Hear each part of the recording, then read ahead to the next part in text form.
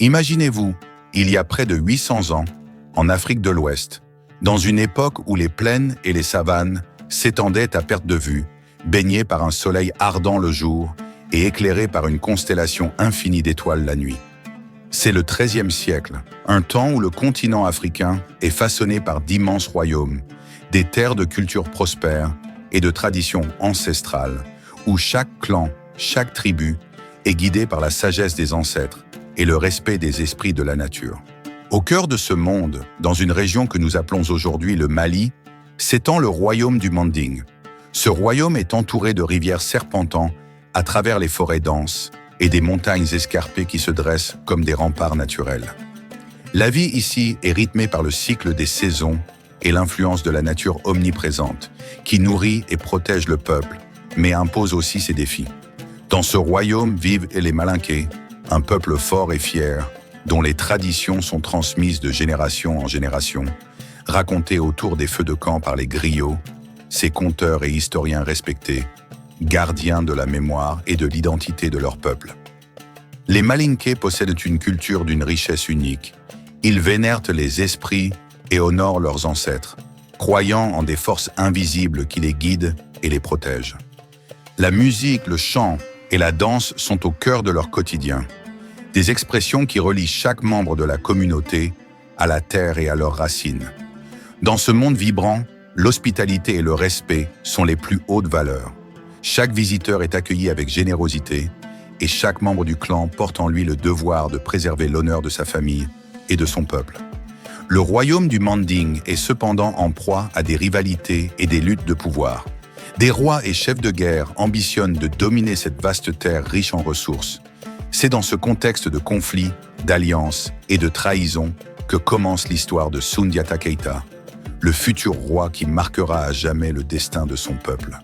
Une prophétie annonce qu'un enfant, né de lignée noble mais éprouvé par le destin, unifiera les clans et défendra le Manding contre ses oppresseurs. Cette prophétie donne de l'espoir à un peuple qui aspire à la paix et à la prospérité. Ainsi, dans ce monde de mystères, de légendes, de forces invisibles et de héros, le voyage de Soundiata Keita commence. Ce voyage, c'est celui d'un peuple en quête de justice, d'un roi destiné à libérer son royaume et d'une terre prête à s'unir pour devenir l'un des plus grands empires de l'Afrique médiévale. Dans le royaume ancien du Manding, au cœur de l'Afrique de l'Ouest, une légende est sur le point de naître. Sous les cieux étoilés d'une nuit marquée par des présages mystérieux, Sogolon, une femme au destin exceptionnel, donne naissance à un fils, Soundiata. Dans une modeste case de terre battue, entourée des chuchotements des villageois, elle contemple son nouveau-né, ignorant encore le destin hors du commun qui l'attend. Ce moment, bien que modeste en apparence, marque l'aube d'une ère nouvelle pour tout le royaume. Mais dès son plus jeune âge, Soundiata est confronté à des épreuves inattendues. Un handicap qui paralyse ses jambes le rend incapable de marcher, ce qui suscite l'inquiétude de son père, le roi Naré Magan.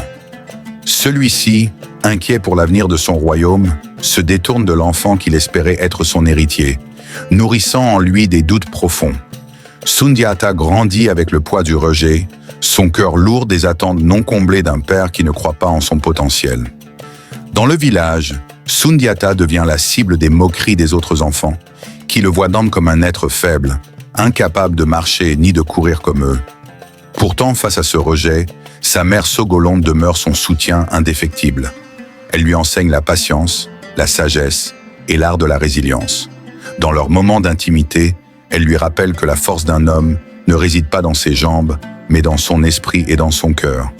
Sa douceur et ses paroles réconfortantes forgent un esprit fort, plein de détermination. Alors qu'il grandit, un sage du village, respecté de tous, perçoit en Soundiata un destin extraordinaire. Il prophétise que cet enfant, autrefois rejeté, deviendra un jour un grand roi qui libérera le Manding. Cette révélation redonne espoir à Sogolon et suscite un sentiment de fierté chez Soundiata, qui se promet alors de transcender ses faiblesses. Cependant, les moqueries et le mépris persistent, et Soundiata et sa mère sont contraints de fuir le village, entamant un périple long et ardu à travers les vastes étendues africaines. Chaque étape de leur voyage représente un défi, une épreuve où Sundiata doit constamment prouver sa force intérieure. Alors que Sundiata et sa mère Sogolon parcouraient les vastes terres de l'Afrique de l'Ouest, ils arrivèrent dans un petit village entouré de montagnes et de forêts. Là, Sundiata rencontra Fatouma, une jeune femme aux yeux brillants et à la voix douce, fille d'un guérisseur réputé. Dès leur premier regard, Sundiata fut touché par sa grâce et sa force tranquille. Fatouma, de son côté, vit en lui bien plus que le jeune homme rejeté et moqué dont elle avait entendu parler. Elle percevait en lui une profondeur et une détermination sans égale. Au fil des jours, une complicité naquit entre eux. Fatouma, forte et indépendante, partageait les valeurs d'intégrité et de justice qui brûlaient dans le cœur de Sundiata. Ensemble, ils passèrent de longs moments à échanger sous les étoiles, et elle lui raconta les légendes de son peuple, l'encourageant à croire en sa destinée. Dans les moments de doute, Fatouma lui insuffla la confiance et la force de se relever. Elle croyait en la prophétie, convaincue que Sundiata était destiné à accomplir de grandes choses. Leur amour devint un soutien inestimable pour Sundiata. En secret, ils s'entraînaient ensemble, elle lui montrant des techniques de guérison et de méditation pour renforcer son esprit, tandis qu'il lui confiait ses rêves pour son peuple. Fatouma devint bien plus qu'une confidente. Elle était son égale, sa force, la lumière qui guidait son cœur dans les épreuves. Ils se promirent de rester unis, quoi qu'il arrive. Lorsque Sundiata quitta le village pour poursuivre son périple et réunir les clans du Manding, Fatouma lui remit un talisman de protection, symbole de leur amour indéfectible. Elle lui promit de l'attendre, espérant qu'un jour, ils pourraient partager ensemble un royaume de paix et de prospérité. Les années passent et Sundiata, désormais adulte, regagne son royaume. Fort de son expérience et de la sagesse acquise au cours de ses années d'errance, il se tient prêt à affronter l'usurpateur, le redoutable Soumaoro Kanté, qui a plongé le Manding dans la terreur.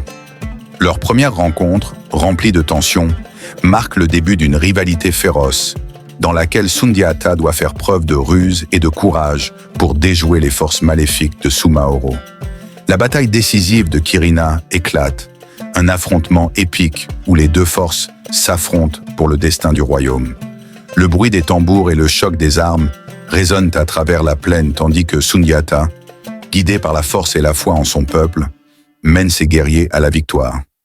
Grâce à une stratégie ingénieuse et à des alliances solides, il parvient à triompher de Soumaoro, ramenant ainsi la liberté à son peuple. De retour en héros, Sundiata entreprend d'unifier les clans du Manding. Avec patience et diplomatie, il scelle des alliances, gagnant la confiance de tous les chefs de clan et assurant une paix durable. À travers ces alliances, Sundiata assoit son autorité, posant les bases d'un empire prospère et uni.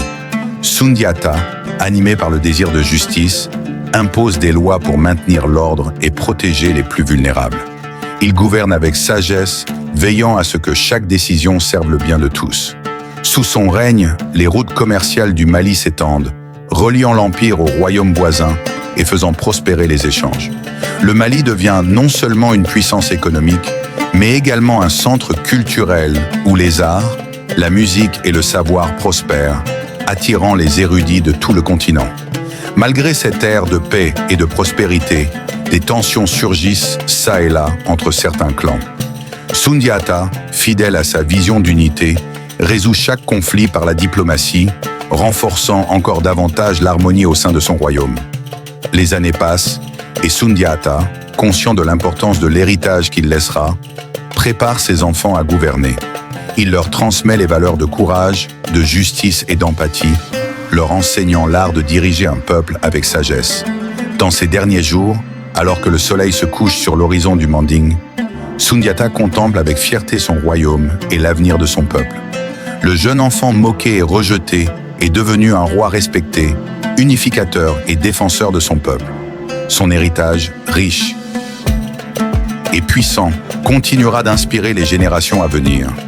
Et son nom restera gravé dans les mémoires comme celui du grand roi qui a forgé le Mali.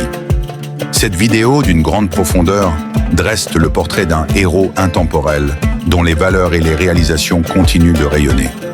Ce parcours illustrant la persévérance, la résilience et la sagesse nous transporte au cœur d'une Afrique médiévale, pleine de mystères et de grandeur, et dresse un hommage vibrant à Soundiata Keita, le lion du Manding.